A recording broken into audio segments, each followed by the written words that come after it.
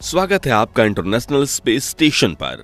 और आज हम जानेंगे कि कैसी होती है अंतरिक्ष में एस्ट्रोनॉट्स की जिंदगी। दोस्तों, हमारी आकाश गंगा में 200 बिलियन प्लैनेट्स हैं और अंतरिक्ष में आकाश गंगा जैसी 2 लाख करोड़ गैलेक्सीज हैं, जिनमें अरबों खरबों प्लैनेट्स हैं और स्टार, उल्कापिंड और क्षुद्र ग्रह मौजूद हैं। इसी से आप अंदाजा लगा सकते हैं कि ये यूनिवर्स कितना बड़ा है। और यहाँ हमारी पृथ्वी एक चावल के दाने जितनी तुच्छ है। हमारे ये विशाल का यूनिवर्स सैकड़ों रहस्यों से भरा हुआ है और इन रहस्यों से पर्दा उठाने के लिए हमारे साइंटिस्ट एस्ट्रोनॉट्स को स्पेस में भेजते हैं। हालांकि अंतरिक्ष में जाकर धरती की किसी और भी जगह पर जाने जैसा बिल्कुल भी नहीं है, क्योंकि इस सफर में एस्ट्रोनॉट्स कई तरह के फिजिकल और मेंटल चैलेंजेस से गुजरते हैं। इसी वजह से एस्ट्रोनॉट बनते ही उन्हें कई महीनों से लेकर सालों तक लगातार अंतरिक्ष में जाने की ट्रेनिंग दी जाती है, जिसके बाद इन्हें एक स्पेस क्राफ्ट में बिठाकर अंतरिक्ष में भेज दिया जाता है, जहां इन एस्ट्रोनॉट्स का ठिकाना बनता है इंटरनेशनल स्पेस स्टेशन यानी ISS, जिसे दुनिया के 16 देशों ने मिलकर करीब 150 बिलियन डॉलर्स की लागत से बनाया है। ISS को हम धरती की सतह से 408 किलोमीटर की ऊंचाई पर पृथ्वी की ऑर्बिट में लगातार घूमने वाली एक एडवांस लेबोरेटरी, होटल या व्हीकल भी कह सकते हैं, क्योंकि यहाँ पर एस्ट्रोनॉट्स के खाने पीने, रहने, सोने और एक्सपेरिमेंट करने की सभी सुविधाएं उपलब्ध हैं। लेकिन हर चीज जीरो ग्रेविटी में करनी होती है, जो अपने आप में काफी कठिन काम बन जाता है। तो आखिर अंतरिक्ष यात्री ISS पर कैसे खाते पीते और रहते हैं, नहाना और शौच क्रिया जैसे जरूरी काम कैसे करते हैं, और क्या वाकई में सर्वाइव करने के लिए उन्हें अपना पेशाब पीना पड़ता है? चलिए जानते हैं इस दिलचस्प वीडियो में। दोस्तों, ISS पर जाकर एस्ट्रोनॉट्स 5 महत्वपूर्ण काम जरूर करते हैं, जिनमें रिसर्च एंड एक्सपेरिमेंट करना, ISS की मेंटेनेंस और मरम्मत करना, स्पेस सूट पहनकर खुले अंतरिक्ष में स्पेस वॉक करना, एक्सरसाइज करना और 8 घंटे की नींद लेना शामिल है।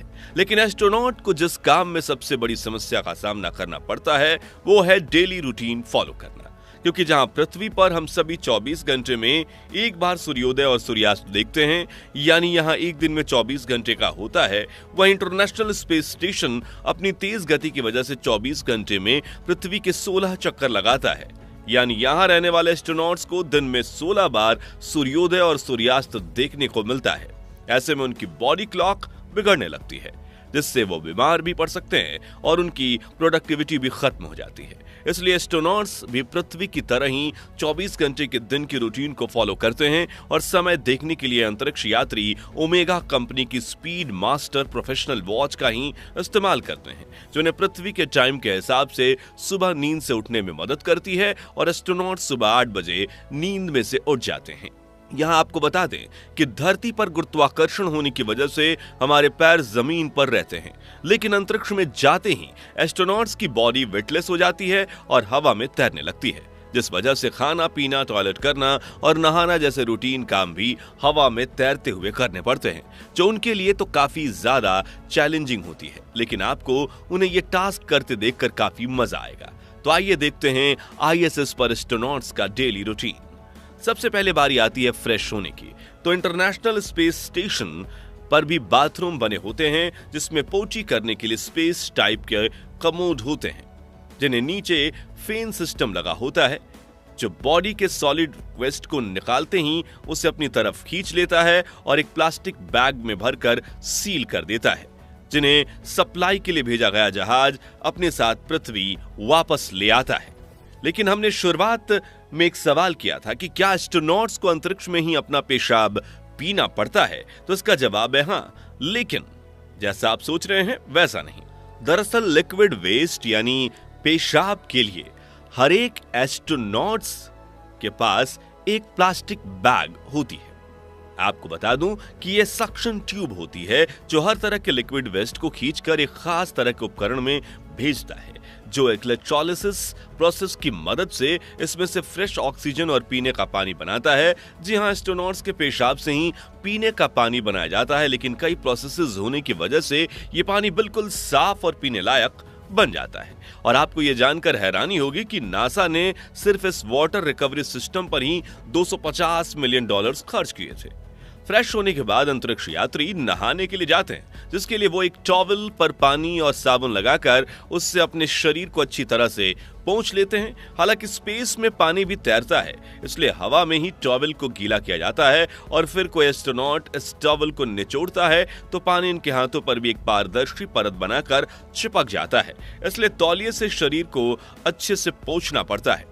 दोस्तों, फीमेल एस्ट्रोनॉट्स के बड़े बालों को धोने के लिए स्पेशल रिंसलेस शैम्पू का इस्तेमाल किया जाता है, जिससे बाल धोने में बेहद कम पानी की जरूरत पड़ती है। वहीं मेल एस्ट्रोनॉट्स के लिए बाल और दाढ़ी ट्रिम करने के लिए फ्लोबी नाम की ट्रिमिंग मशीन अवेलेबल होती है, जो वैक्यूम क्लीनर के साथ अटैच रहती है, यानी बाल कटने के साथ ही नीचे गिरने के बजाय वैक्यूम क्लीनर में चले जाते हैं।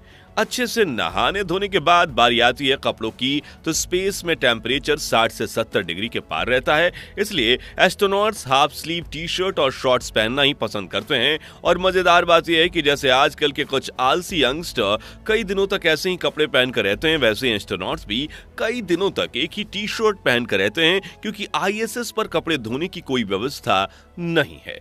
अब दोस्तों, घर से इतना दूर रहने की वजह से कोई बार एस्ट्रोनॉट्स को परिवार की याद भी आ जाती है और उन्हें रोना भी आता है। लेकिन क्या स्पेस में रोया जा सकता है? और अगर हां, तो उनके आंसू कहां जाते हैं? तो इस बात का जवाब देने के लिए एक एस्ट्रोनॉट्स ने अपनी आंखों में पानी डालकर रोने की कोशिश की थी, जिस दौरान उनकी आंखों से आंसू निकल तो रहे थे, लेकिन नीचे गिरने के बजाय चेहरे पर चिपक कर तैर रहे थे, जिसे पोंछने के लिए टॉवल की जरूरत पड़ती है। खाने की बात करें तो एस्ट्रोनॉट्स धरती से खाना अपने साथ ले जाते हैं और वो हाइड्रेट फॉर्म में होता है, ताकि वो लंबे समय तक खराब ना हो। आमतौर पर खाने में अंडे, मीट, ब्रेड और सब्जियां होती हैं, जिन्हें खास तौर पर जापान, अमेरिका और रूस में ही तैयार किया जाता है। बर्तन भी खास तरह से डिजाइन किए जाते हैं ताकि ग्रेविटी के बिना कटे और चम्मच किसी के आंख, नाक और कान में ना घुस जाए। तो अपनी पसंद के रेडी टू ईट पैकेट चुनकर एस्ट्रोनॉट्स उसमें गर्म पानी मिलाकर कुछ देर के लिए छोड़ देते हैं और उनका खाना तैयार हो जाता है, जिससे ये लोग साथ मिलकर खाते हैं। आपको बता दें कि एस्ट्रोनॉट्स सुबह 9 बजे ब्रेकफास्ट, 1 बजे लंच और 7 बजे डिनर जैसी 3 मील्स लेते हैं। अब डेली लाइफ एक्टिविटीज पूरी होने के बाद बारी आती है काम करने की। तो इसके लिए एस्ट्रोनॉट सबसे पहले अपने इक्विपमेंट्स चेक करते हैं और फिर इंटरनेट के जरिए मशीन कंट्रोल रूम से कांटेक्ट करके पूरे मिशन का अपडेट देते हैं। फिर ये अपने सभी वॉक टास्क को पूरा करते हैं। जी हां, ISS पर वाईफाई लगा हुआ है, लेकिन इसके जरिए एस्ट्रोनॉट्स रील्स, मूवीज वगैरह नहीं देख सकते। बस नासा के सिस्टम के साथ कनेक्ट करके ग्राउंड कंट्रोल रूम से कम्युनिकेशन कर सकते हैं। और ISS के कुछ इक्विपमेंट्स वायरलेस टेक्नोलॉजी के साथ काम करते हैं। दोस्तों, काम पूरा हो जाने के बाद एस्ट्रोनॉट्स अपना स्पेस सूट पहनते हैं और ISS से बाहर निकलकर स्पेस वॉक करते हुए चक्कर लगाते हैं, ताकि अगर स्पेस स्टेशन के किसी बाहरी पार्ट को मेंटेनेंस की जरूरत हो तो उसकी मरम्मत कर सकें। हालांकि रोजाना स्पेस वॉक करना कंपल्सरी नहीं होता, मगर वॉकआउट जरूर होता है, क्योंकि ग्रेविटी न होने की वजह से एस्ट्रोनॉट्स के शरीर में हड्डियों और मांसपेशियों में कमजोरी आने की समस्या हो सकती है। इसलिए अपना काम पूरा करने के बाद ये लोग रोजाना वॉकआउट करते हैं, जिसके लिए ये ट्रेडमिल पर दौड़ते हैं, साइकिलिंग करते हैं और बॉडी स्ट्रेचिंग करते हैं। आखिर में डिनर करने के बाद एस्ट्रोनॉट्स साथ में बैठकर गप्पे लड़ाते हैं या अपना काम पूरा करते हैं। फिर करीब 10:30 बजे ये लोग अपने स्लीपिंग पॉड में जाकर सो जाते हैं, जहां इन्हें रेलवे के डब्बों में लगे बर्थ के जैसे ही बेड पर खुद के शरीर को स्लीपिंग बैग में बांधना होता है, ताकि अपने शरीर को एक जगह पर रखकर नींद ले सकें। और अपने स्लीपिंग पॉड में ही सोने से पहले ये लोग अपना लैपटॉप भी चला सकते हैं, अपनी बुक्स भी पढ़ सकते हैं, जिसके बाद ये लोग 8 घंटे की जरूरी नींद लेते हैं। फिर दूसरे दिन सुबह उठकर इसी रूटीन को दोबारा फॉलो करते हैं। दोस्तों, कभी ना कभी आपके दिमाग में यह सवाल तो जरूर आया होगा कि क्या स्पेस में एस्ट्रोनॉट्स फिजिकल रिलेशन बना सकते हैं? तो बता दें कि स्पेस में लव मेकिंग करना बिल्कुल एक अलग अनुभव होता है। हालांकि आज तक इस बात का जिक्र सिर्फ किताबों और फिल्मों में किया जाता है, लेकिन फ्रेंच ऑथर पियरे कोलहर ने अपनी बुक द लास्ट मिशन में इस बात का जिक्र किया था कि आउटर स्पेस में भी इसका एक सीक्रेट एक्सपेरिमेंट किया गया था, यानी कि एस्ट्रोनॉट्स की एक जोड़ी स्पेस में फिजिकल रिलेशन बना चुकी है। खैर दोस्तों, देखा आपने कि दूर से सुहाना लगने वाला एस्ट्रोनॉट्स का जीवन असल में कितना ज्यादा चुनौतियों से भरा हुआ है। तो क्या मौका मिलने पर आप कभी एस्ट्रोनॉट्स बनकर स्पेस में जाना चाहेंगे? कमेंट्स में बताइए। ये वीडियो अच्छा लगा हो तो इसे लाइक और शेयर करें। 5100 लाइक्स का टारगेट अचीव करने में हमारी मदद कीजिए और ऐसे ही दिलचस्प वीडियोस देखते रहने के लिए इस चैनल को सब्सक्राइब करके बेल आइकन जरूर प्रेस कर दीजिए। मिलते हैं अगली वीडियो में। Bye bye.